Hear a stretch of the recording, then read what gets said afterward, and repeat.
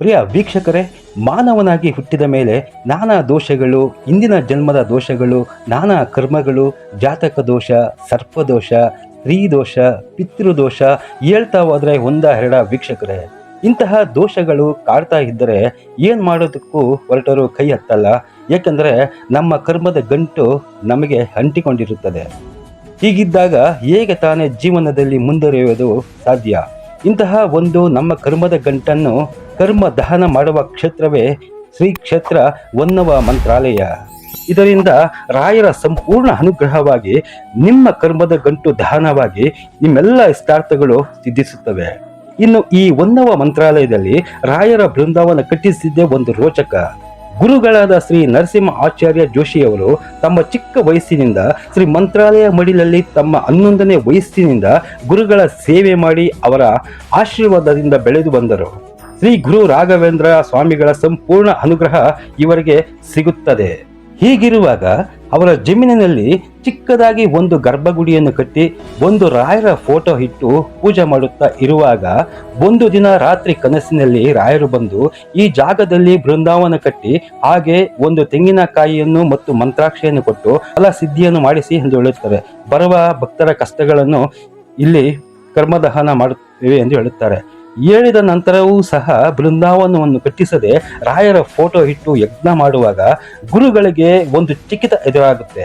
ಅಂತಹ ಒಂದು ಚಿಕಿತವೇ ಯಜ್ಞ ಕುಂಡದಲ್ಲಿ ಪೂರ್ಣಾವತಿ ಸಮಯದಲ್ಲಿ ಒಂದೇ ಜ್ವಾಲೆಯಲ್ಲಿ ವಿನಾಯಕ, ಮೂಷಕ ವಾಹನ, ಹಯಗ್ರೀವ ದೇವರು ಹಾಗೆ ಕಾಮಧೇನು ಕಾಣಿಸಿಕೊಳ್ಳುತ್ತಾರೆ. ಇದಾದ ಬಳಿಕ ಇಲ್ಲಿ ಒಂದು ಮಠವನ್ನು ಕಟ್ಟುತ್ತಾರೆ ಶ್ರೀ ಗುರುಗಳು. ನಮಸ್ತೆ. ಓಂ ಶ್ರೀ ರಾಘವೇಂದ್ರಾಯ ನಮಃ.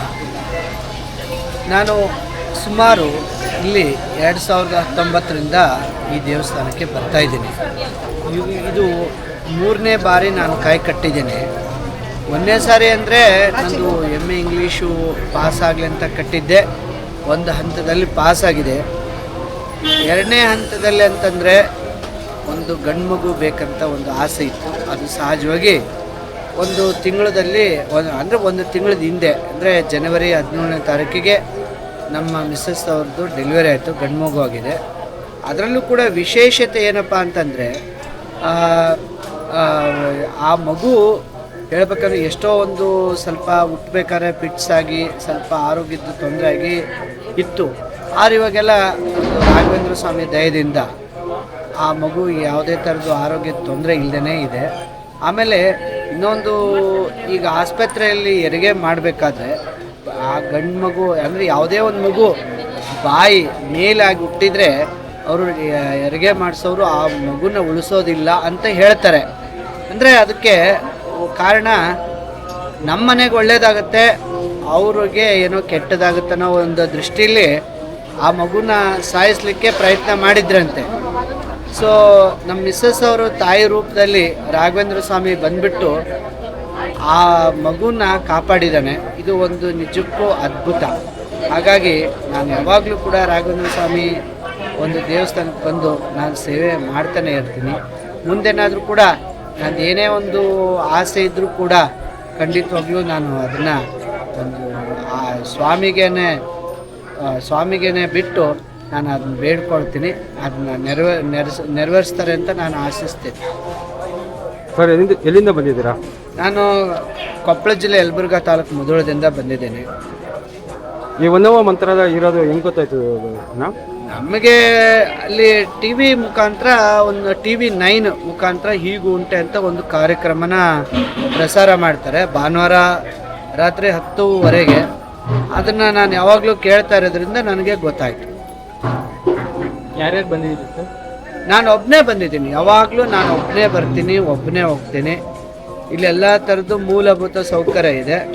ಮತ್ತೇನಪ್ಪ ಅಂದರೆ ದೇವಸ್ಥಾನದ ಸಿಬ್ಬಂದಿ ನಮಗೆ ಒಂದು ರೀತಿ ಎಲ್ಲ ರೀತಿ ಒಂದು ಅನುಕೂಲ ಮಾಡಿಕೊಡ್ತಾರೆ. ಯಾಕೆಂದರೆ ನಾವು ಕೂಡ ಆದ್ದರಿಂದ ಈ ಒಂದು ಇಷ್ಟೊಂದು ಜನದಟ್ಟಣೆಯಲ್ಲಿ ನಾವು ಒಬ್ಬರೇ ಪ್ರದಕ್ಷಿಣೆ ಹಾಕಲಿಕ್ಕೆ ಆಗೋದೇ ಇಲ್ಲ. ಅವರೇ ಸ್ವತಃ ಗುರುಗಳೇ ಬಂದುಬಿಟ್ಟು ಏನು ಮಾಡ್ತಾರೆ, ನೀವು ನೋಡಪ್ಪ ಇವ್ರಿಗೆ ಸ್ವಲ್ಪ ದೃಷ್ಟಿ ಇಲ್ಲ, ನೀವು ಯಾರು ಒಬ್ಬರು ಸಹಾಯ ಮಾಡ್ರಂತ ಅವರೇ ಕಳಿಸ್ಬಿಟ್ಟು ಸಹಾಯ ಮಾಡಿಸ್ತಾರೆ. ಹಾಗಾಗಿ ಅವರು ಒಂದು ಸಹಾಯದಿಂದ ನಾನು ಖಂಡಿತವಾಗ್ಲೂ ಇದು 3ನೇ ಬಾರಿ ಕಾಯಿ ಕಟ್ಟಿದ್ದೀನಿ. ಇದರಲ್ಲೂ ಕೂಡ ಯಶಸ್ಸು ಆಗುತ್ತೆ ಅಂತ ನಂಬಿದ್ದೀನಿ. ಮೊದಲನೆಯ ಸಾರಿ ಈ ಕ್ಷೇತ್ರಕ್ಕೆ ಬಂದಾಗ ಏನ್ ಮಾಡಬೇಕು, ಯಾರನ್ನ ಭೇಟಿ ಮಾಡಬೇಕು ಮತ್ತು ಸಂಕಲ್ಪ ಹರಕೆಕಾಯಿಯನ್ನು ಯಾವ ರೀತಿ ಕಟ್ಟಬೇಕು ಎನ್ನುವ ಪ್ರಶ್ನೆಗಳಿಗೆ ಉತ್ತರ ಮೊದಲಿಗೆ ಈ ಕ್ಷೇತ್ರಕ್ಕೆ ಬಂದಾಗ ಈ ಕ್ಷೇತ್ರದ ಧರ್ಮದರ್ಶಿಗಳಾದ ಗುರುಗಳಾದ ಶ್ರೀ ಗುರು ರಾಯರ ಸಂಪೂರ್ಣ ಅನುಗ್ರಹವನ್ನು ಪಡೆದಂತಹ ಶ್ರೀ ನರಸಿಂಹ ಆಚಾರ್ಯ ಜೋಶಿಯವರನ್ನು ಭೇಟಿ ಮಾಡಬೇಕು. ನಿಮ್ಮ ಕಷ್ಟಗಳ ಅಥವಾ ನಿಮ್ಮ ಸಮಸ್ಯೆಗಳೇನು ಅಂತ ಗುರುಗಳ ಹತ್ರ ತಿಳಿಸಿದರೆ ಗುರುಗಳಾದ ಶ್ರೀ ನರಸಿಂಹ ಆಚಾರ್ಯ ಜೋಶಿಯವರು ನಿಮ್ಮ ಯಾವ ಕಷ್ಟಕ್ಕೆ ಎಷ್ಟು ವಾರ ಜ್ಯೋತಿಗಳನ್ನು ಬೆಳಗಬೇಕು, ಎಷ್ಟು ಜ್ಯೋತಿಗಳನ್ನು ಬೆಳಗಬೇಕು, ಹಾಗೆ ಎಷ್ಟು ವಾರ ಸೇವೆಯನ್ನು ಮಾಡಬೇಕು ಎಂದು ಗುರುಗಳು ತಿಳಿಸುತ್ತಾರೆ. ನಂತರ ಕಾಯಿ ತೆಗೆದುಕೊಂಡು ಆ ಗುರುಗಳ ಮುಂದೆ ಕುಳಿತುಕೊಂಡರೆ ನಿಮ್ಮ ದೋಷಗಳು ಹಾಗೂ ಕರ್ಮದ ಗಂಟನ್ನು ಆ ಸಂಕಲ್ಪ ಕಾಯಿಗೆ ವರ್ಗಾಯಿಸಿ ಕೊಟ್ಟ ನಂತರ ಆ ಸಂಕಲ್ಪ ಕಾಯಿಗೆ ಬಟ್ಟೆಯನ್ನು ಕಟ್ಟಿ ನಿಮ್ಮ ಹೆಸರನ್ನು ಬರೆದು ಕೊಡುತ್ತಾರೆ. ನಂತರ ಆ ಕಾಯಿಯನ್ನು ರಾಯರ ಮುಂದೆ ಇಟ್ಟು ದೀಪದ ತಟ್ಟೆಯನ್ನು ಹಿಡಿದು ಹೋಮಕುಂಡಕ್ಕೆ ಗಣಪತಿಗೆ 8 ಪ್ರದಕ್ಷಿಣೆ ಹಾಕಬೇಕು. ನಂತರ ಕಾಯಿಯನ್ನು ಹಿಡಿದುಕೊಂಡು ಕಟಾಂಜಲಕ್ಕೆ 30 ಪ್ರದಕ್ಷಿಣೆ ಹಾಕಬೇಕು. ಹಾಗೆ ಕಾಯಿ ಕಟ್ಟಿದ ನಂತರ ಗುರು ರಾಯರ ಗರ್ಭಗುಡಿಯ ಸುತ್ತ 16 ಪ್ರದಕ್ಷಿಣೆ ಹಾಕಬೇಕು. ಒಟ್ಟು 54 ಪ್ರದಕ್ಷಿಣೆಗಳನ್ನು ಹಾಕಬೇಕು.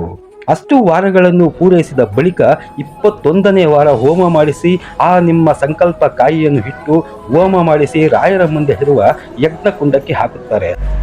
ನಾವು ಬೆಂಗಳೂರಿಂದ ಬಂದಿರೋದು. ನಮ್ಮ ಬ್ರದರ್ ಕರ್ಕೊಬಂದಿದ್ರು, ಇಲ್ಲಿ ಬಂದರೆ ಒಳ್ಳೇದಾಗುತ್ತೆ ಅಂತ. ನಾವು ಬಂದು ಗುರುಗಳನ್ನ ನೋಡ್ದೋ, ಗುರುಗಳನ್ನ ಕೇಳ್ಕೊಂಡು ನಮ್ಮ ಕಷ್ಟ ಈ ಥರ ಇದೆ, ಈ ಥರ ಪರಿಹಾರ ಮಾಡ್ಕೋಬೇಕು ಅಂತ ಅವ್ರು ಹೇಳಿದ್ರು. ಈ ಥರ 21 ವಾರ ಕಾಯಿ ಕಟ್ಟಿ ದೀಪ ಹಚ್ಚಮ್ಮ ಒಳ್ಳೇದಾಗುತ್ತೆ ಅಂತ ಹೇಳಿದ್ರು. ನಾವು 21 ವಾರನೂ ದೀಪ ಹಚ್ಚಿದ್ದೀವಿ, ಕಾಯಿ ಕಟ್ಟಿದ್ದೀವಿ. ಅಲ್ಲಿ ಇಲ್ಲಿ ಬಂದಾಗಿಂದ ನಮಗೆ ಸಂಕಷ್ಟ ಸ್ವಲ್ಪ ಪರಿಹಾರ ಆಗಿದೆ. ಈಗ ಅದಕ್ಕೋಸ್ಕರ ಲಾಸ್ಟ್ ಮುಗೀತಲ್ವ, ಅದಕ್ಕೆ ಹೋಮ ಪೂಜೆ ಮಾಡ್ತಿದ್ವಿ ನಾವು. ಏನು ಸಮಸ್ಯೆ ಇದೆ? ಸಮಸ್ಯೆ ನಮ್ಮ ಮಗಂದಿತ್ತು, ಸ್ವಲ್ಪ ನಮ್ಮದು ಫ್ಯಾಮಿಲಿ ಮ್ಯಾಟ್ರ್ ಇತ್ತು. ಈಗ ಅದೆಲ್ಲ ಬಗೆಹರಿದಿದೆ, ಅದಕ್ಕೋಸ್ಕರ ಕ್ಲಿಯರ್ ಮಾಡಿದ್ದೀವಿ. 21 ವಾರ ಕಂಪ್ಲೀಟ್ 21 ವಾರ ಕಂಪ್ಲೀಟ್ ಮಾಡಿದ್ದೀವಿ ನಾವು, ಒಳ್ಳೇದಾಗಿದೆ. ಯಾವ ಥರ ಕಾಯಿ ಕಟ್ಟಕ್ಕೆ ಹೇಳಿದ್ರು ಗುರುಗಳು? ಕಾಯಿ ನೀವು ಯಾವುದಕ್ಕೆ ಬೇಡ್ಕೊಂಡು ಕಟ್ತೀರ ಅದಕ್ಕೆ ಕಟ್ಟಿ ಅಂದರು. ನಾನು ನನ್ನ ಮಗನಿಗೋಸ್ಕರ ಕಟ್ಕೊಂಡಿದ್ದೆ. ಅಂದರೆ 21 ವಾರ ಹೇಳಿದ್ರೆ 21 ವಾರ ಹೇಳಿದ್ರು. 21 ದೀಪನೂ ಬೆಳಗ್ಬೇಕು, ವಾರ ವಾರ ಮಾಡ್ತಿದ್ವಿ. ವಾರ ಅಂದರೆ ಅದೇ ವಾರ ಬರಬೇಕು, ಇಲ್ಲ ಯಾವ ಭಾನುವಾರನೇ ಬರ್ತಿದ್ದೋ ನಾವು, ಬೇರೆ ಯಾವ ವಾರನೂ ಬರ್ತಿರ್ಲಿಲ್ಲ. ಭಾನುವಾರನೇ ಬಂದು 21 ದೀಪ ಬೆಳಗ್ತಿದ್ದೋ. ಇಲ್ಲಿ ಬಂದು 3 ವಾರಕ್ಕೆ ನಮಗೆ ಸ್ವಲ್ಪ ಗೊತ್ತಾಯಿತು ಯಾವ ರೀತಿ ಚೇಂಜ್ ಆಗ್ತೈತೆ ಅಂತ. ಅದಕ್ಕೆ ನಾವು ಬಿಡ್ದಂಗೆ ಮಾಡಿದ್ದೀವಿ. ನಂಬಿದ್ದೀವಿ ರಾಘವೇಂದ್ರನ, ಅದೇ ರೀತಿ ನಂಬಿಕೆ ಇಟ್ಕೊಂಡಿದ್ದೀವಿ. ಬೇರೆ ಅವ್ರು ಏನೇನು ಹೇಳಿದ್ರು ಅದೆಲ್ಲ ಪಾಲಿಸಿದ್ದೀವಿ ನಾವು.